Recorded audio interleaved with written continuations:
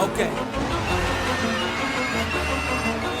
Coming from the top of my dome when I'm dropping my own type of style, and ain't nobody stopping my rise to the very top. Hit 'em up with all I got. Superstar, no I'm not. Green weed, black block. Everybody want a piece. Sturdy like a paraclete. Niggas run their mouth a lot like bitches and parakeets. How you want me pimpin'?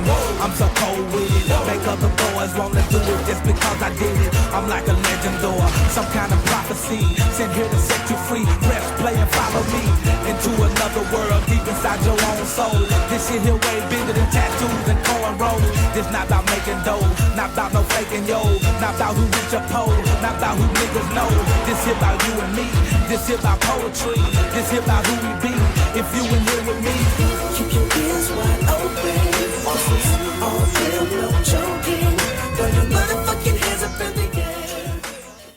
Good afternoon, ladies and gentlemen. Today we are presenting to you the Volkswagen Mk7 Golf R. This is one of the most stolen, loved and controversial hatchbacks in Europe. It debuted towards the end of 2013, as here in the UK we could only get 2014 models upwards. This car is equipped with the infamous EA888 engine, 2-litre TFSI, or should I say TSI, or should I say just 2-litre turbo, producing about 296 brake horsepower and 280 foot-pounds of torque. Mated to the 7-speed DSG dual clutch transmission, the car does 0 to 60 in just 4.9 seconds, but that's only if you use the launch control feature properly, and it has a top speed of 155 miles per hour. And yes, this was the mark of a new era, because the performance figures that this car produces are similar to something out of a Porsche. They've been using the same EA888 engine ever since the Mk7 Golf R.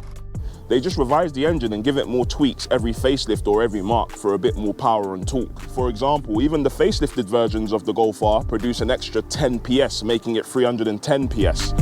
The Golf R's come standard with Volkswagen's 4Motion four-wheel drive system with the Haldex differential to the rear axle. So it's interesting to me as to how, when traction control is fully off, the car can wheel spin as though it was rear-wheel drive.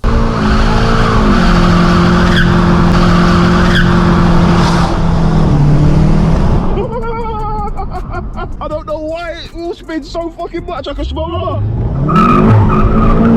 So this 2-litre TSI EA888 engine, or should I say TFSI, is featured in many of the Volkswagen cars. For example, the Golf GTI uses the same engine block, only with a smaller turbo. So that comes with the IS20 turbo. In the Golf R, the EA888 engine comes with the IS38 turbo. This car shares the exact same powertrain as the Audi S3. I actually believe the Golf R is a bit more fun to drive. This isn't one of the best four-wheel drive systems you can actually get from Volkswagen, because this 4Motion system is actually front-wheel bias, meaning that the front wheels move first before the rear ones do. Only when traction is lost at the front axle that it sends power to the rear. It's not as fun to drive as maybe a Torsen differential that you would get in the A5s, S5s, etc. So the Golf R comes with the R lowered sport suspension, which actually sits 15mm lower than the Golf GTI. The Volkswagen Golf R only comes with 18-inch rims or 19-inch rims. Just like in the normal Golf, there is only 2 gearbox options. You have the 7-speed DSG or the 6-speed manual. The Volkswagen Golf R comes standard with Volkswagen's progressive steering, meaning that the steering gets more responsive the faster you go. I mean, I can't believe the Golf R is actually slower around the test track than a Seat Leon Cupra.